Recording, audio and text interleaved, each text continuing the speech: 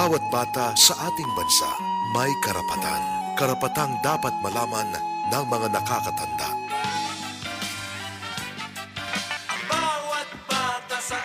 Mula sa Association for the Rights of Children in Southeast Asia, inihandog ang Kaya Natin To Kids! Sa panahong ito, dumadaan sa iba't ibang pagsubok ang kabataan. Paano sila tutulungan? Paano sila gawing tunay na pag-asa ng bayan? Pakinggan ang mga paraan sa Kaya Natin To Kids! Kaya Natin To Kids! Mahirap man o may kaya, maputi kayo manggik. Ang bawat bata sa ating mundo ay may pangalan, may karapatan.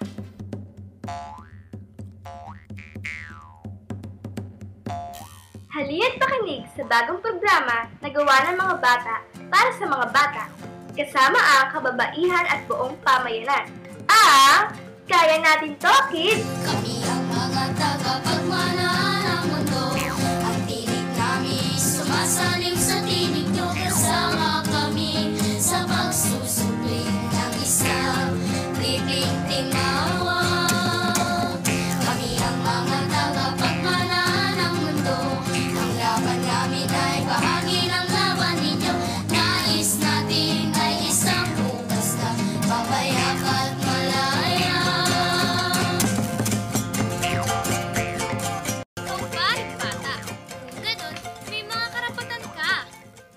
Kahit bata pa lamang tayo, ating alamin, ipagtanggol at itanghal ang ating karapatan.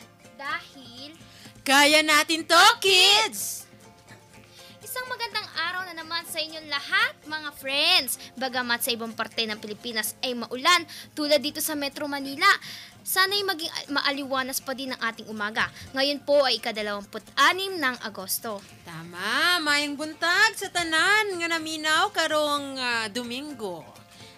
Ayan, at sa ating mga taga-subaybay, mga taga-pakinig sa lalong-lalo na kay JB Solomon, magandang umaga sa iyo at sa makabuluhang programa na inyong napapakinggan tuwing linggo ng umaga, alas 10 hanggang alas 11. Ito po ang Kaya Natin To Kids! Makakasama po natin ngayong umaga ang ating kakwentuhan na si Tita Jang Monte mula sa Gabriela Women's Party. At yung narinig nyo pong napakagwapo pero napakaganda ring tinig, siya po ay si JC Janela, 16 na taong gulang mula sa Barangay Bagong Silangan, Quezon City, at si Aya Cartagena, 14 years old lamang po yan mula po sa Barangay Bagong Silangan, Quezon City. Yan, ang Kaya Natin To Kids ay programa gawa ng mga bata para sa mga bata kasama ang kababaihan at ang buong pamayanan. Sa tulong ni na Tita Jang, kami ni na Aya ang inyong magiging mga broadcaster, reporter, writer, radio drama talent at marami pang iba. Tama, ang programang Kaya Natin To Kids ay daluyan ng edukasyon, impormasyon at diskusyon hinggil sa karapatan ng mga bata, ng mga kababaihan at syempre ng buong komunidad. Gayun din tatalakayin natin ang iba't ibang mga issue at pakikibaka ng mga bata. At higit sa lahat, iikot ang ating talakayan tungkol sa pang-aabuso sa mga bata at papaano ipagtatanggol ang ating mga karapatan. Gayun din, syempre, ang maitutulong nating mga bata sa ating komunidad at buong pamayanan. At tingin nyo ba, Aya, JC, ha, at mga bata na kasama natin sa araw na ito, may magagawa ba kayong mga bata? Siyempre, kasi Kaya Natin To Kids! At tulad nga ng nabanggit, ang programang ito ay ihahatid sa atin ng Association for the Rights of Children in Southeast Asia o ARCSEA. At syempre ng Gabriela Women's Party List. Sa pakikipagtulungan ng Department of Social Welfare and Development at ng DZXL. Kaya, halina't makinig, maaliw, maantig at makilahok sa isang oras ng natatanging programa na gawa ng mga bata para sa mga bata. Kasama ng kababaihan at ang buong pamayanan, ito ang Kaya Natin To Kids! Muli, napakagandang linggo ng umaga sa ating mga tagapakinig dito sa ating Kaya Natin To Kids. At syempre, isang magandang araw sa ating lahat. JC, ang ganda ng episode natin ngayon nung nakarang linggo, no? Aba, oo naman, Aya. tungkol sa evolution of language ang ating pag-usapan. Madami talaga akong natutunan tungkol sa kung saan nanggagaling yung mga nauusong salita ngayon. Tama ka dyan, JC. Marami tayong natutunan mula kay Prof. Michael Andrada na Departamento ng Filipino at Panitikan ng Pilipinas, UP Diliman at Presidente rin ng All UP Academic Employees Union. Tama yan, Aya at JC. Alam mo, napakaganda nung naging kwentuhan natin nung nakaraang linggo. Tsako, nag-enjoy talaga yung ating mga tagapakinig. Kaya mga friendships, kung kayo ay may mga tanong o comment, maaari kayong tumawag at mag-text sa mga hotline ng RMN para sa Sun User 0932-4434-752. At para naman sa Smart Users 0921-43-11044. Para sa mga Globe users, 0927-86-37771. O kaya ay sa mga telepono bilang 882-2376, 882-2374, 882-2371. Ayan, ang dami-daming numero niyan ha. Mamaya uulitin natin yan para makapag-text kayo ng inyong mga pagbati. Tulad na lang ng pagbati para kay Angelica Bonganay from Mines, San Miguel at lahat ng mga Salin Lahi Children's Children's Collective at mga tito at tita. Magandang umaga sa iyo at maligayang kaarawan. Maligayang kaarawan din kay Aris Hernandez. Happy birthday po, Uncle Aris. At bukod sa mga hotlines at text lines ng RMN, pwede rin kayong mag-text sa KN2K, Kaya Natin To Kids hotline. Ito po ang 0932 443 4752. At maaari nyo rin kami makakwentuhan sa pamamagitan ng Twitter.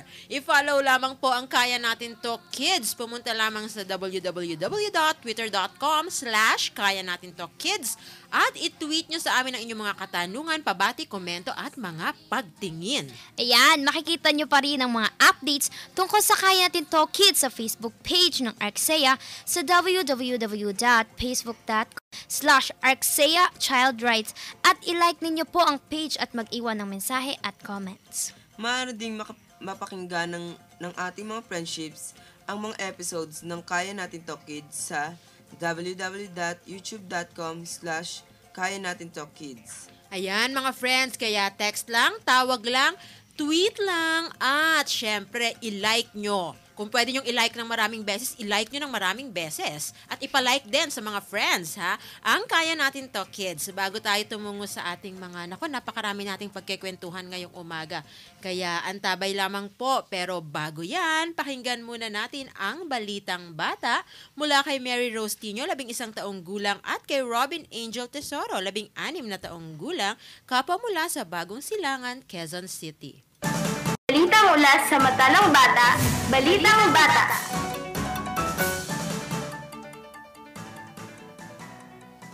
Para sa Balitang Panahon, ayon sa Pag-asa, ang Kalathang Manila ay makakaranas ng madalas na maulap na may pagulan at pagkidlat at pagkulog. Katamtaman hanggang sa malakas na hangin mula sa timog kanluran, ang iiral at ang look ng Maynila ay magiging katamtaman hanggang sa maalon. Ang tinatayang agwat ng temperatura ay mula 25 hanggang 31 antas ng Celsius. Ang Luzon at Kanlurang Kabisayaan ay makakaranas na maulap na kalangitan na may kalat-kalat na pag-ulan, pagkidlat, pagkulog na magiging maulap na may malawakang pag-ulan sa kanlurang bahagi ng Luzon. Ang natitirang bahagi ng bansa ay magiging bahagya hanggang sa maulap na may pulupulong pag-ulan o pagkidlat. Sa iba pang balita, dumating na noong Biyernes sa Maynila mula sa Naga City, ika-24 ng Agosto, ang labi ni Department of Interior and Local Government o DILG Secretary Jessie Robredo. Dinala siya sa palasyo ng Malacanang matapos lumapag sa Villamor Air Base at bigyan ng parangal. Dumating din ang kanyang pamilya, ang balo na si Lenny at mga anak na sina Aika, Patricia at Jillian. Ngayong araw din inasahang ilipad pabalik sa Naga City at doon ike-cremate ang kalihim sa Martes ng ika-24 ng Agosto. Nagsagawa naman ng Relief and Health Mission ang Task Force Children of the Storm o TFCOS noong August 21. Ang Task Force Children of the Storm ay binubuo ng Association for the Rights of Children in Southeast Asia o ARCSEA, Children's Rehabilitation Center o CRC, Salinlahi Alliance for Children's Concerns, Samahan ng Maagang Pagkatuto ng Mga Bata o SMBP, at ng Parents Alternative on Early Childhood Care and Development Incorporated o PAE CCDI. Ginanap ito sa Industrial Valley Elementary School, Sitio Olandes, Barangay IVC, Marikina City. Sa aktibidad na ito, nagsagawa ng libreng check-up sa 135 na bata at 41 adults. Nagkaroon din ng feeding at pagbibigay ng relief goods para sa 200 na individual. Naging matagumpay ang aktibidad na ito hindi lang dahil sa pagkakaisa ng task force, kundi dahil din sa mga nagbigay ng tulong at mga nag-volunteer na mga doctor, nurses, pharmacists, nursing students, pharmacy students, social work students at iba pang mga individual. Mula sa Bata News Network, ito po si Robin Angel Tesoro. At ito po si Mary Rose Tinio. Nag-uulat para sa Kaya Natin To Kids. Kami ang mga tagapagmana ng mundo. Ang tinig namin sumasalim sa tinig niyo. Kasama kami sa pagsusubling ng isang libing tingawa. Di ba? Ang gagaling ng ating mga tagapagbalita sa umagang ito, si Mary Rose at si Robin. Maraming salamat. Ay, mga mothers, alam ba ninyo na ang buwan ng Agosto ay Breastfeeding Month. Kaya dahil dyan, ang tips natin na tips para kay nanay ay sa buong buwan ng Agosto ay tungkol sa pagbi-breastfeed o pagpapasuso ng ina. Kaya nga para bigyan tayo ng mga tips para sa matagumpay, maaliwalas na pagpapasuso ng ating mga chikiting, papakinggan natin ngayong umaga ang tips mula kay Tita Jack Ruiz ng Children's Rehabilitation Center para sa tips para kay nanay. Tips! Nanay! Para kay nanay! Mga mothers, kayo ba ay nahihirapang magpasuso at feeling nyo ay ayaw sumuso sa inyo ni baby? Kung ganon, kailangan nyong malaman ang tamang posisyon ng pagpapasuso. Ang tama at komportableng posisyon ng pagpapasuso ang susi upang maging matagumpay ang pagsuso ni baby sa inyo. Sa pagpapasuso ay dapat confident ka at komportable para maging komportable si baby at maramdaman niya na komportable ka din na pasusuhin siya. Isa sa popular na ginagawang posisyon ay ang Madonna position o cradle hold. Para gawin ito, maglagay ka ng unang pangsuporta sa iyong likod upang makasandal. Idikit ang tiyan mo sa tiyan ni baby para magkaroon kayo ng skin-to-skin contact. Hawakan ang iyong suso na hugis payo, ngunit mag-ingat na huwag hawakan ng iyong areola dahil si baby mismo ang maghahanap nito. Para naman sa cesarean noong nanganak o CS at may kambal na baby, makakatulong ang football hold. Para gawin ito, alalayan ng iyong bisig, ang likod ni baby at ang iyong kamay sa kanyang ulo. Ang pwesto ni baby ay nakaipit sa iyong baso o yung tinatawag na clutch bag hold. At para maging komportable, kumuha ng unan para maging sandalan at para pang suporta sa kapay mo at sa likod ni baby. Sa gabi naman ay hindi mo kailangang tumayo dahil pwede mo naman ding gawin ito yung lying position o pahigang posisyon. Para gawin ito, humiga patagilid at kumuha ng unan pang suporta sa iyong ulo, iharap si baby sa iyo, itulak ang isuso mo sa kanya, para hindi siya umurong, kumuha ka ng unan pang suporta sa kanyang likod. Idikit mo ang iyong tiyan sa tiyan ni baby. Kung gusto mong sumuso sa iyo si baby sa kabilang suso, suportahan ng bisig mo ang kanyang ulo, yakapin siya at gumulong kayo paibabaw si baby hanggang makarating si baby sa kabilang suso. Maligayang pagpapasuso mga mommies. Ito si Jackie Ruiz mula sa Children's Rehabilitation Center para sa tips para kay nanay. Kami ang mga tagapagmana ng mundo.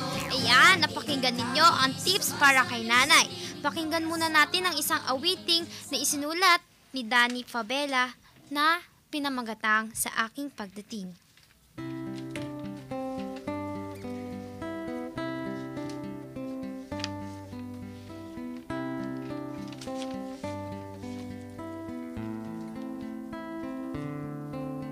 Daigdig ba'y payapa, paligid ba'y sagana, anong buhay ang naghihintay sa aking pagdating? Sariwa ba ang hangin na aking lalanghapin? Malinis ba ang tubig sa uhaw ko'y papatig? Sana'y ligtas ang mundong daratnan, sana'y masigla ang kapaligiran. Pagkais sapat, malusog na katawan, at isang masayang tahanan. Pagkat ako ay bahagi ng susunod na salinlahi, isang bagong binhi ng pag-asa, magtutuloy ng kasaysayan, dudugtong sa nakalipas, lilikha ng isang bagong bukas.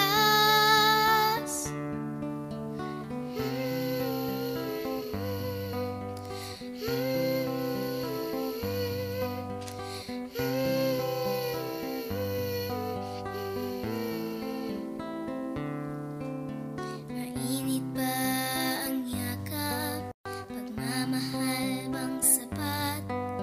Ang sasalubong sa araw ng aking pagdating. Sana'y ligtas ang mundong kagalawan, sana'y masigla ang kapaligiran. Pagkais sapat, malusog na katawan, at isang masayang tahanan. Pagkat ako ay bahagi ng susunod na salinlahi, isang bagong binhi ng pag-asa, magtutuloy ng kasaysayan, dudugtong sa nakalipas, lilikha ng isang bagong bukas.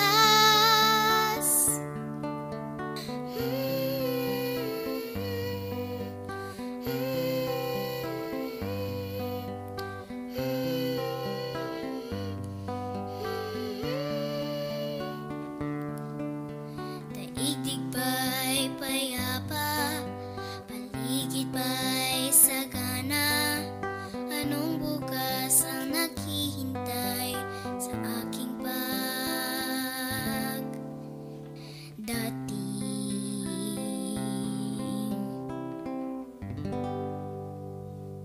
Ang mga tagapagmana ng mundo, ang tinig namin sumasalim sa tinig niyo. At nagbabalik ang Kaya Natin To Kids. Kasama niyo pa rin kami ang inyong bagong katsikahan ngayong linggo ng umaga. Ako si JC. At ako naman si Aya. At ako naman po ang inyong Tita Jang. O ayan nga, napakinggan natin itong napakagandang awitin mula kay Danny Fabella, ang Sa Aking Pagdating. Naku, ang dami-daming nagpapabati, Aya. Kaya mo, nababasa mo ba? Apo.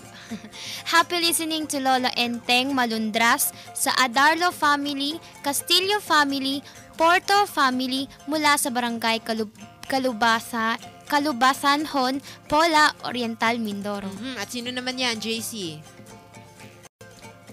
Nakikita mo? Greet ko nga po sila Ann, Karen, JJ, Charlotte, pati na rin po yung one and only ni legend na si Mark Onele. More power po to your show. We love you. Thanks. From hayaan mo na. We love you din. At syempre, binabati natin si Lizelle Tolentino. Pakisabi daw, I love you. Mula kay Iboy, kay Maymay, at Gab-Gab. O kung meron pa kayong nais ipabati dyan, o di kaya ay may masasabi kayo sa ating paksa sa umagang ito na tungkol sa pagpapasuso ay, syempre, mag-text lamang po kayo at magpaabot ng mga katanungan sa aming Twitter account. Aching! Aya, grabe lang yung panahon ngayon, oh. Maraming sakit na kumakalat ngayon. Pero napansin ko, kahit nung nasa Tagaytay tayo na ang lamig-lamig, di ka man lang sinipon at parang hindi pa kita nakitang nagkakasakit. Ano bang sekreto mo? Siyempre, pinasuso ako ng nanay ko, no? Kaya nga, bibo ko din sa school eh. At kaya hindi ako masyadong nagkakasakit. Ay, naku, totoo yan. At tama talaga ang mudra mo, ang mother mo, di ba? Nahahawa pa ako mula dun sa paksa natin nung nakaraang linggo. Yes. Tamang-tama talaga ang naging desisyon ng nanay mo na magpasuso sa'yo dahil gatas lang dapat ni nanay ang binibigay sa mga kids, sa mga babies sa loob ng 6 na buwan o pwede ngang higit pa. Tita Jang, bakit kailangang gatas lang ni nanay ang ibinibigay sa loob ng 6 na buwan pataas?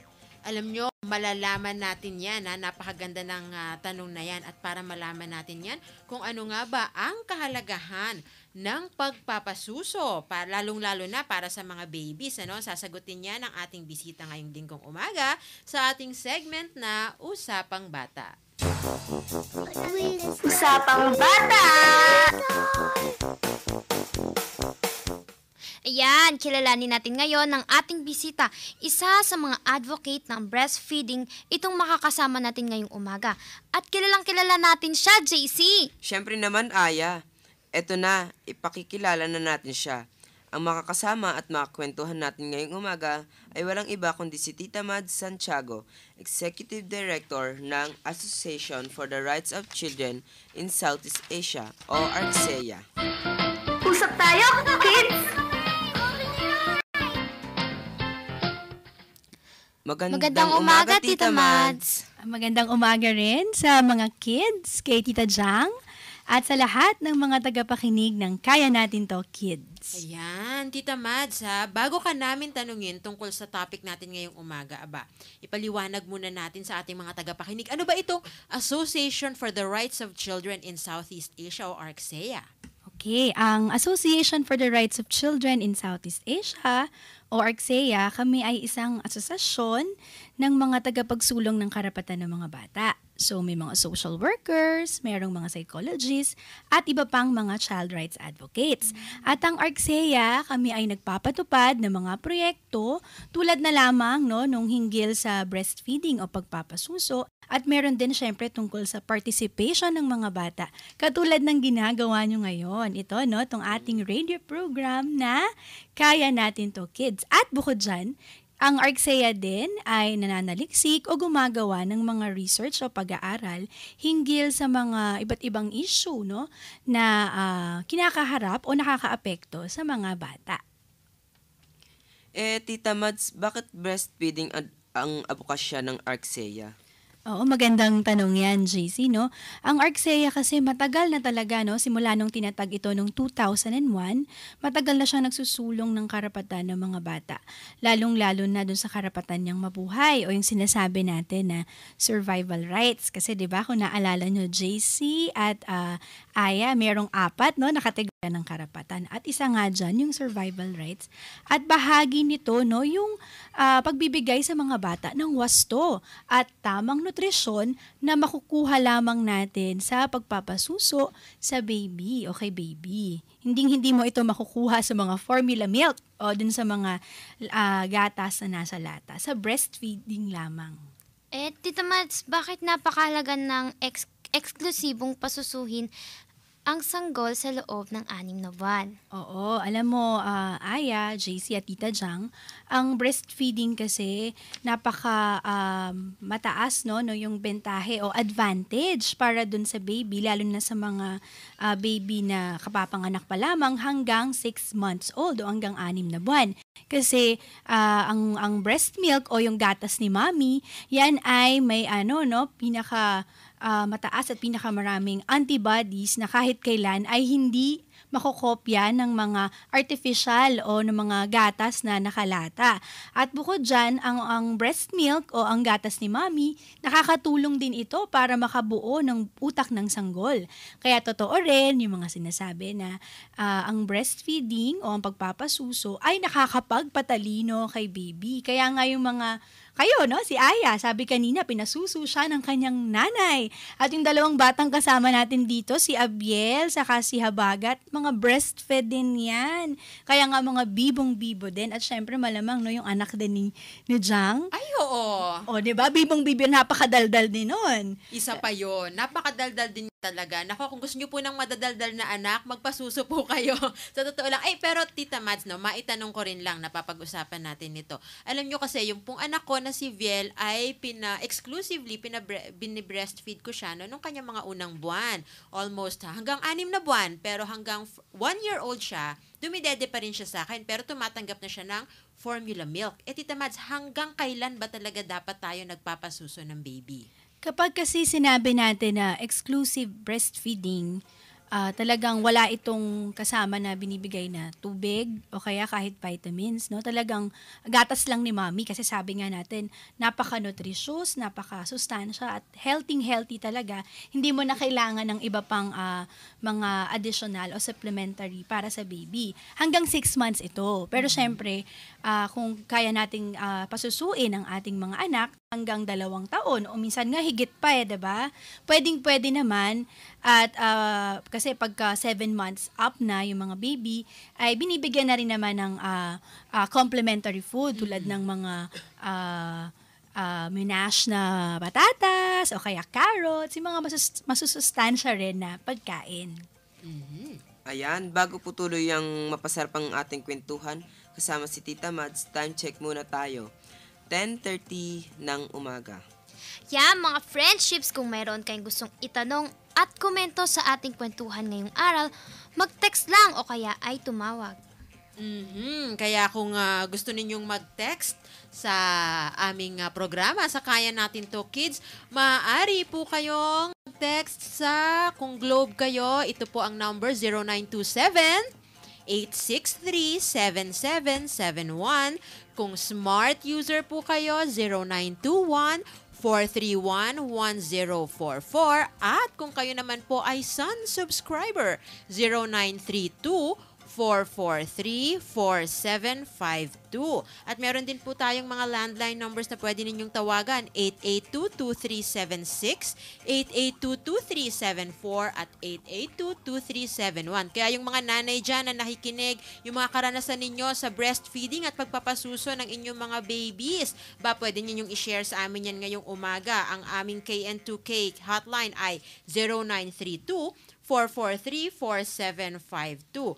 O di kaya kung kayo ay online, mag-tweet lamang sa twitter.com/kaya natin to kids at sumali sa ating chat room sa live streaming ng RMN sa rmnnews.com/tv. Pansamantala, magpapatalastas po muna tayo. Itatak mo na! Itatak mo sa bahay mo. RMN ang radyo mo. Itatak mo sa sasakyan mo. RMN ang radyo mo. Itatak mo sa opisina mo. RMN ang radyo mo. Itatak mo sa radyo mo.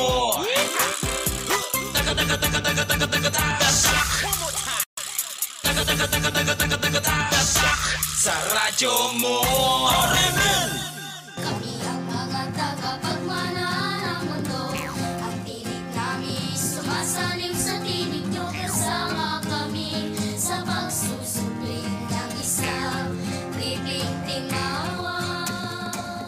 At nandito pa din tayo kasama si Tita Mads Santiago ng Association for the Rights of Children in Southeast Asia. Kasama niyo kami, ako si Aya, si JC at si Tita Jang Monte. Walang iba kundi dito sa pinakamagandang programa tuwing linggo, ang tanghali, ito ang Kaya Natin To Kids! Ayan, welcome back. Kanina napag-uusapan natin kung bakit napakahalaga talagang magpasuso ng eksklusibo sa loob ng 6 na buwan. Kung hanggang ilang taon, pwedeng pasusuhin ng mga babies. O katulad nga ng anak kong si Viel, good morning sa'yo. At alam ko rin nakikinig si JB Solomon. Breastfed rin yan, anak ni Tita Joy. Good morning sa inyo. At good morning rin sa Antoy family from Nick Antoy ng El Nido dahil bonggang-bonggang naka-tune in talaga sila sa ating programa. Magandang umaga sa inyo. At balik po tayo dito ngayon sa ating Usapang Bata. Tita Mads, bakit po masustansya ang gatas ng mga nanay sa mga sanggol? Ayun, tulad nung binanggit ko kanina, no, sorry, hindi pala naka-on ang aking mikropono. Tulad ng binanggit ko kanina, Aya, JC at Tita Jang, masustansya talaga yung gatas ni Mommy kasi ito ay meron ng antibodies na nagpe-prevent o nakakatulong hindi magkasakit yung mga bata. No, yung mga antibodies na to, hindi to kahit kailan makokopya no, ng mga formula milk o yung mga gatas na nasa lata. Bukod dyan, banggit ko rin kanina no, na nakakabuo ito ng utak ng sanggol, kaya lalaking mas madalino at mas bibo ang inyong mga anak. At syempre, ang breast milk din o yung gatas ni Mommy, ito rin ay nakakaiwas nga sa mga sakit, no? Kasi pagka pinapadede mo ng formula milk o yung mga artificial na gatas, mas malaki talaga yung posibilidad o yung chances na nagkakaroon ng mga gastrointestinal disease, no? Yung mga sakit-sakit sa tiyan, pagtatae, yung mga baby, at malaki rin yung posibilidad na paglaki ng bata ay magiging diabetic siya, no? O kaya ay magiging obese. Kasi alam nyo mga bata at mga tagapakinig, ang mga formula milk o yung mga gatas na nasa lata, kadalasan talaga ito ay contaminated ng mga bakterya, no? Yung mga maliliit na hindi nakikita ng mata na microorganisms tulad ng Enterobacter sakazaki. Huwag nyo nang ipaspell pero nako malala ito at nakakapag... Ang hirap ng sabihin ulit, ipapaspell mo pa. Kaya nga no? Itong Enterobacter sakazaki, nakakatakot ito kasi nakakapagdulot ito hindi lang ng sakit tulad ng ang sakit nga sa tiyan, no, ng mga baby, kundi nakakamatay din ito. Kaya nga sinasabi na yung pagpapadede ng formula milk o artificial na gatas, nakakapagdulot yan no, ng almost 16,000 na mga baby na namamatay sa isang taon. Ay, nakakatakot naman yan. Yes. Tita Mads, mabanggit ko lang, no? Kasi kanina binanggit mo yung salitang contamination. Kasi hindi lang naman dun sa mismong gatas, pero ako rin minsan, ang mga nanay, nagkakamali din yan. Ibig sabihin, yung panahon o yung ilang segundo na bubuksan mo yung lata ng gatas, ilalagay mo siya doon sa bote, yung titimplahin mo siya. No, hindi sa lahat ng panahon ay napakalinis ng kamay ni nanay o di kaya ng kamay ng kung sino man ang nagtitimpla, at hindi rin sa lahat ng panahon ay hindi kontaminado yung tubig na gagamitin o di kaya ay hindi kontaminado yung bote at yung nipple na gagamitin para kay baby. Hindi ba, Tita Mads, nakakatakot din yun? Maraming baby na nagtatae dahil dyan. Correct yan, Tita Jang. Actually nga, yung binabanggit ko kaninang mahirap banggitin at lalo ng spell, no? Yung Enterobacter sakazaki. 3 paraan kasi yan nako-contaminate. Una, maaring dun sa processing ng mismong gatas, no? Pangalawa, yung binabanggit mo kanina na doon sa pagtimpla. No? Kasi maaring doon sa ginagamit nga ng mga bote at syempre dun sa tubig. Lalong-lalo na panahon ng mga disaster, no? Matinding pagbaha at ng mga nasa evacuation centers, no? Yung mga pamilyang binahaan, talagang delikado dahil hindi natin matitiyak na una, tama ba yung supply, no? Sapat ba yung supply ng tubig? At pangalawa, malinis ba? At syempre magastos din kung talagang, kasi dapat pinapakuluan yan. So dagdag gastos pa yan sa mga nanay na kung kukumpara mo sa pagpapasuso, napaka matipid talaga para kay Mommy at sa buong pamilya. Tita Mads, may mga bentahe din po bang nakukuha ang mga nagpapasusong nanay? Ayun, no? Binanggit ko kanina, Aya, no, na malaki talaga yung matitipid ng isang pamilya kung papasusuin. Kasi libreng-libre, andyan lang. Anytime na magutom si baby, ay pwedeng-pwede nang padedehin o pakainin ng mga bata. At pangalawa, alam nyo ba, no, sa mga tagapakinig natin at kay Aya at JC, na ang breastfeeding, nakakatulong din yan na natural, no, na pagkakaroong agwat, no, sa pagitan ng mga anak ni Mommy. Ibig sabihin, habang nagbe-breastfeed, sabihin yan, regular breastfeeding every 2 hours, no, ay hindi agad-agad magbubuntis si mami. At pangatlo, nakakatulong din yan na bumalik, no, yung magandang figure ng katawan ni mami. Kaya hindi totoo na kapag nag-breastfeed ka, malolosyang ka. O kaya parang magsasag o babagsak, no, yung suso, kasi nakakatulong nga yung breastfeeding para bumalik ulit sa magandang hubog ng katawan. At ikahuli, no, para kay mami, nakakatulong din ang pagpapasuso para siya ay ma-relax. Totoo yan. Paano naman po yung mga nagtatrabahong mga nanay at gusto nilang magpasuso? Ano po ang pwede nilang gawin? Ay, alam mo, JC, hindi hadlang, no, para sa mga mommies ang pagtatrabaho. Gusto nila magpasuso. Kasi meron din tayong mga alternatibo. Kung syempre wala naman sa bahay ang mommy, pwede siyang mag-express, no, nung kanyang gatas gamit ang kanyang kamay, yung manual expression, o kaya ay pwede rin namang gumamit ng mga breast pump. Pero yung mga doktor na kaibigan natin, mas ang ina-advise talaga kasi nila, syempre cheaper din, hindi ka nabibili ng breast pump, ay yung kamay na lang sa pagkuha, no, o pag-express ng iyong gatas. At pwede mo yung store o itago sa refrigerator o kaya ay sa freezer.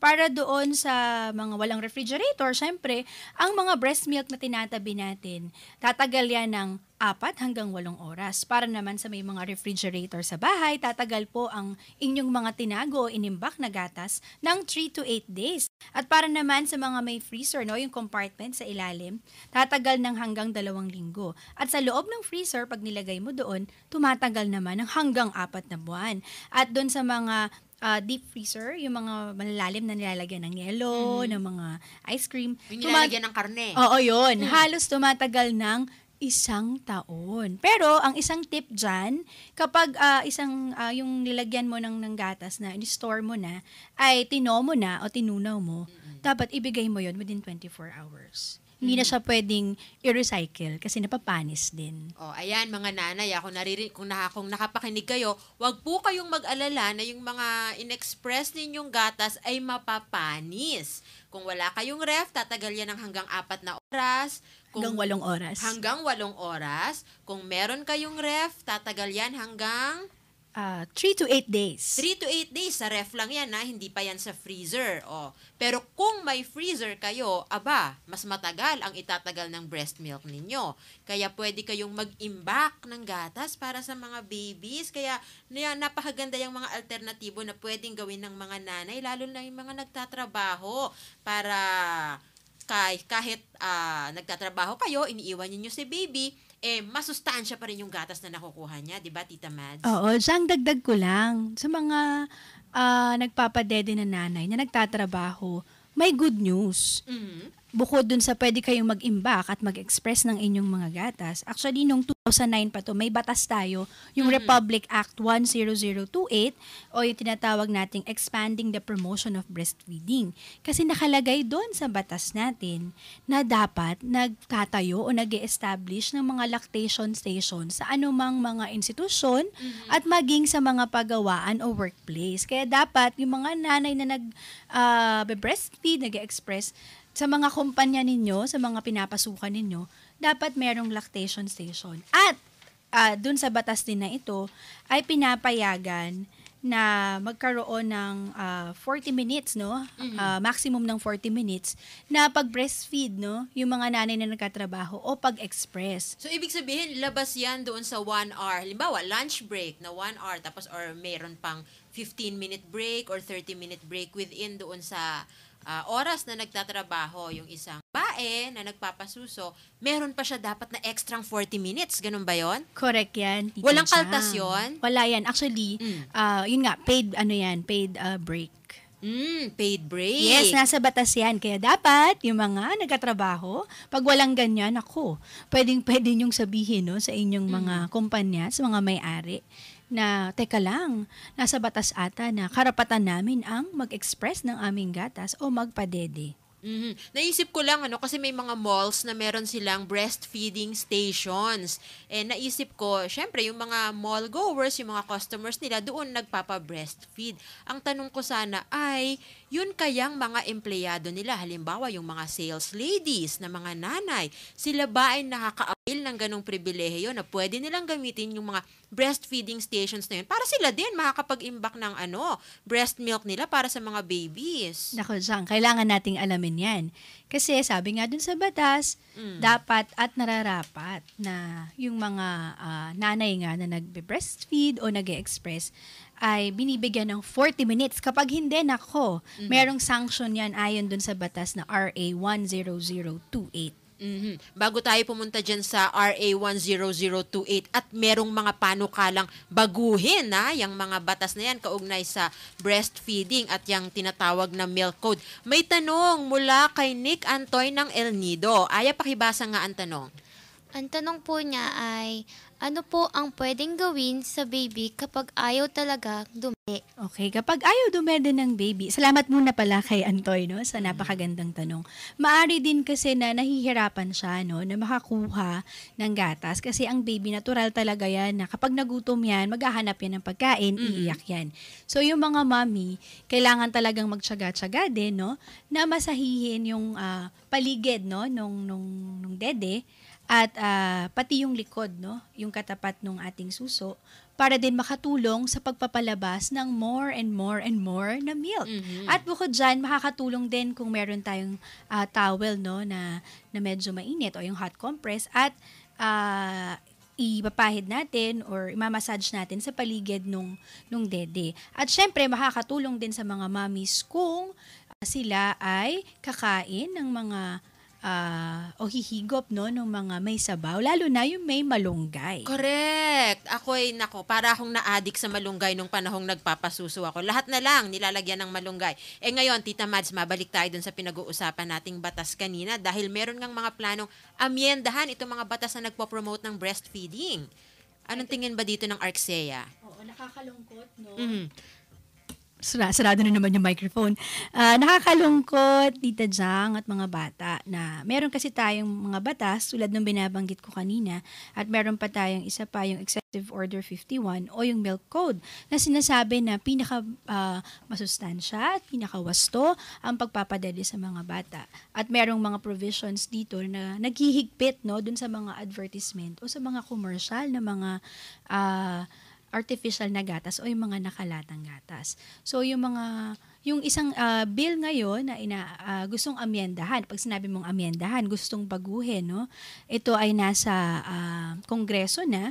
Gusto nilang gawin na una, tanggalin yung sinasabi ko kanina na paid break para sa mga nanay. 40 minutes, tatanggalin nila yun. Doon naman, 40 minutes lang eh. Oo, diba? Talaga namang nakakasama rin ng loob.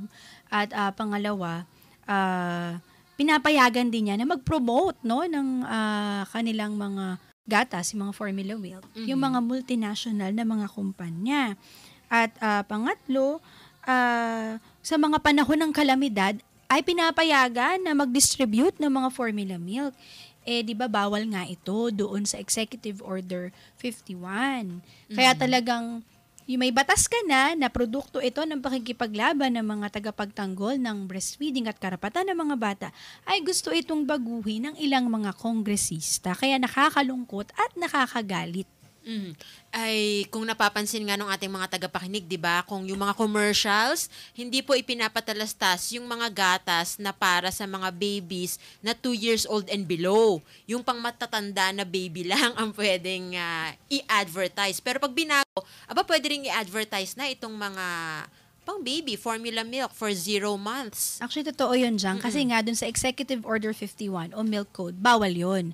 Pero ito kasi, itong i-amendahan na, no, o babaguhin yung batas na ito, gumagawa ng iba't ibang pamamaraan yung mga malalaking kumpanya ng gatas. Tulad na lamang ng kapag may mga seminar o mga conferences ay pwede silang ma-involve, no, tungkol sa breastfeeding. Alam naman nating may conflict, no, kasi ang interest naman ng mga kumpanya ng gatas ay syempre mabenta yung mga gatas o mga produkto nila.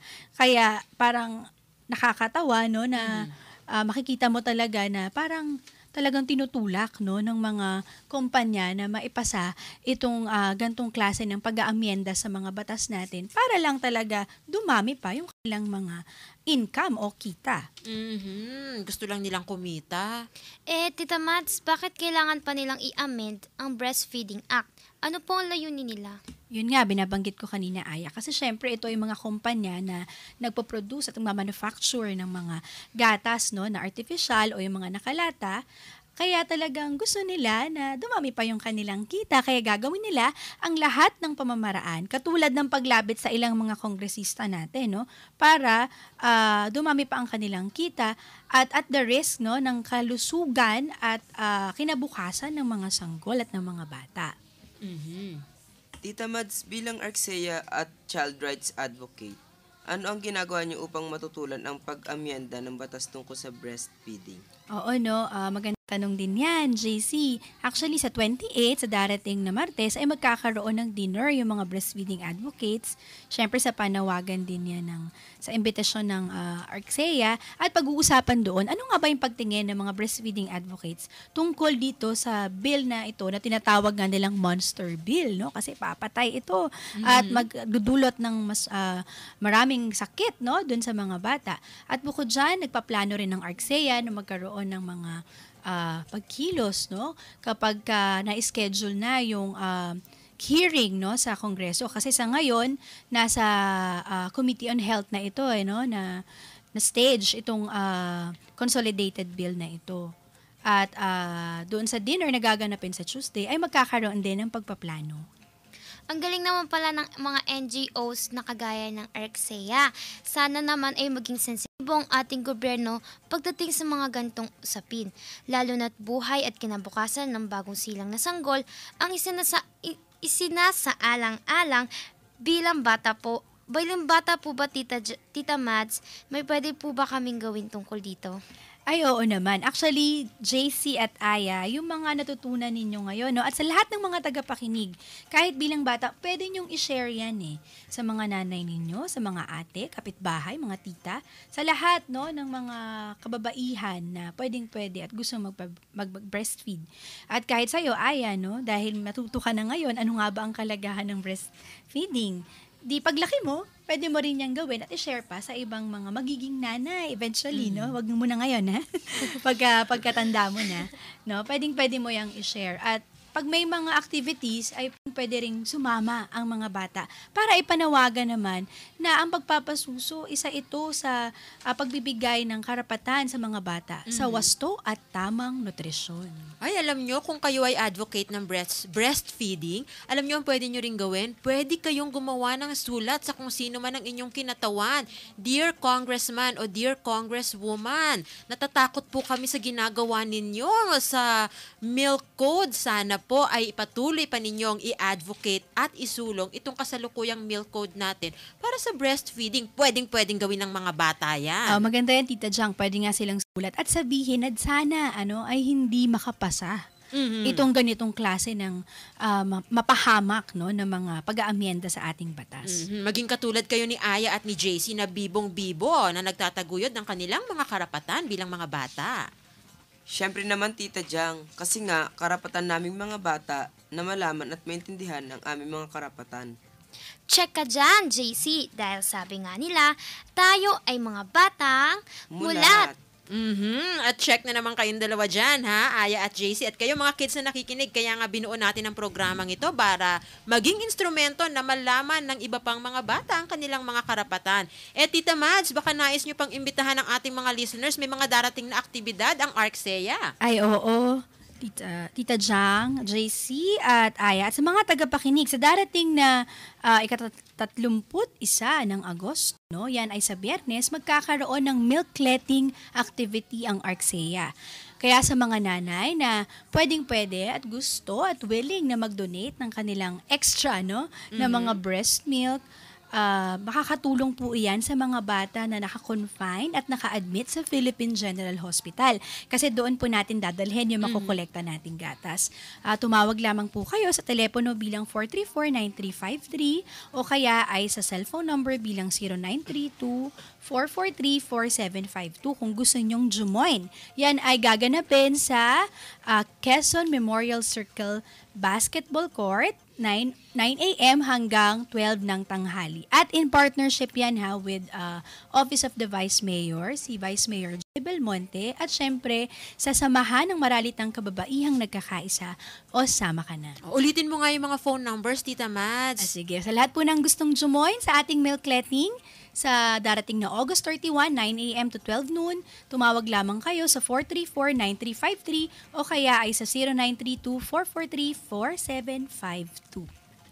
Ayan, napakinggan at nakachikahan natin si Tita Mads Santiago, ang Executive Director ng Association for the Rights of Children in Southeast Asia o ARCSEA. At syempre, salamat Tita Mads sa iyong pagpapaunlak sa umagang ito at sa iyong pagbabahagi ng mga kaalaman hinggil sa breastfeeding. Tita Jang, Aya at JC at sa mga tagapakinig, salamat din sa laging pagsubaybay sa Kaya Natin To Kids. Pero bago ako umalis, isisingit ko lamang po ang sasalamat in behalf of Task Force Children of the Storm. Nagpapasalamat kami sa lahat ng mga tumulong at patuloy pa rin pong nangangalap ng mga donasyon at tulong at kahit ang inyong mga breast milk, pwede nating ibigay sa Task Force Children of the Storm. Salamat po sa Kaibigan Ermita Outreach Foundation, Santo Domingo Parish Church, Triskelion, Saudi Arabia, St. Luke's Global City, Samahan ng Maagang Pagkatuto ng Mga Bata, sa Barangay Industrial Valley Complex, Marikina City, at sa mga individual na tumutulong din kay Dr. Pura Flor Isleta at sa mga kasamahan niyang doktor mula sa Victor R. Potenciano Medical Center at syempre po kay Maan Kabansay at kay Professor Yolanda Ayaldama at sa kanyang mga estudyante, mga social work students at sa mga estudyante ng nursing mula sa Fatima University. Maraming salamat po at sana ay patuloy tayong magtulungan sa mga darating pang mga aktibidad. Thank you ulit sa iyo, Tita Mads, sa lahat ng nakikipagtulungan sa Task Force Children of the Storm. Gayun din, maraming salamat din sa lahat ng tumutulong sa Lingap Gabriela. Matagumpay pong naisagawa ang medical mission kahapon sa Barangay Apolonio Samson, Quezon City. Nagpapasalamat tayo sa Council for Health and Development, Health Alliance for Democracy at sa mga tumulong ang FAREX. Maraming salamat, Department of Health. Gayun din kay Miss Claudine Barreto. Napasyal pa si Barreto doon sa ating medical mission kahapon. Kaya maraming salamat. At syempre, punong-puno na naman ng makabuluhang impormasyon ng ating naging usapang bata ngayong umaga dito sa Kaya Natin To Kids. Super dami ko nga natutunan kay Tita Mads tungkol sa breastfeeding, Tita Jang. Oo nga, Aya, siguro kung lahat ng bata dito sa Pilipinas ay breastfed at kung ibibigay ng gobyerno ang karapatan ng mga bata sa mataas na antas ng kalusugan, walang batang malnourished siya dito sa Pilipinas, di ba? Tama ka dyan. Oo nga, tama yan talaga, JC. At kahit umulad ba ng siyensya, wala na talagang papantay sa gatas ni Mommy. Kaya sabi nga ni Tita Mads, kailangan kung kayang eksklusibong i-breastfeed ang bata hanggang 2 years old, go lang ng go mga mommies. Kaming mga bata hindi pahuhuli sa paggamit ng talento at kakayahan para sa pagtataguyod ng aming mga karapatan. Tama, dahil tayo ay mga batang mulat at ang mga batang mulat ay huwaran. Kahanga-hanga, kamangha-mangha, buwarang bata. Lagi siyang naglalakad. Taon-taon mula noong 2009 ay sumasama na siya at naglalakad sa tinatawag na Walk of the World. Hindi hadlang ang pagiging malayo niya sa Pilipinas dahil siya ay nakatira sa Netherlands at lalong hindi hadlang ang pagkakaroon niya ng multiple complex developmental disorder para matulungan ang mga batang Pinoy. Hinahangad niya na makatulong sa mga batang naulila sa magulang na mga biktima ng extrajudicial killings, sa pilitang pagdukot o pagkawala at pampuliang panunupil. Sa bawat kilometro na kanyang nilalakad ay may nagbibigay ng tulong para sa proyekto at aktibidad ng Children's Rehabilitation Center o CRC. Iyan si Kyle Baleva, 15 taong gulang, isang huwarang bata. Kung may mga kilala kayong huwarang bata o mga bata, individual o grupo o organisasyon, submit nyo lang sa amin ang pangalan at profile ng inyong nominee sa pamamagitan ng Facebook ng ARCSEA sa www.facebook.com/ARCSEA Child Rights at maaari siya o sila ma-feature sa ating segment na Huwarang Bata. Abangan ng announcement sa ARCSEA Facebook page ng Search for the Huwarang Bata.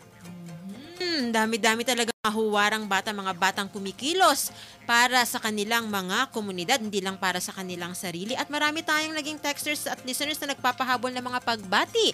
Good morning! Pakibati sina mama at papa na nakikinig ngayon at ate ko na nagpe-prepare for their choir mamayang gabi. Naku, napakaganda siguro ng tinig ng iyong ate.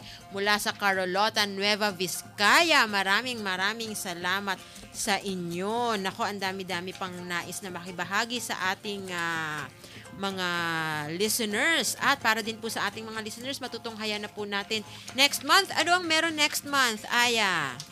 Masusubaybayan po natin ang radio drama series na Dito lamang yan sa Kaya Natin To Kids, mga friendships, dahil bukod sa kayo maaliw, madami rin kayong matututunan mula dito. At nako, sino tong nagpapabate? Nababasa mo ba, JC?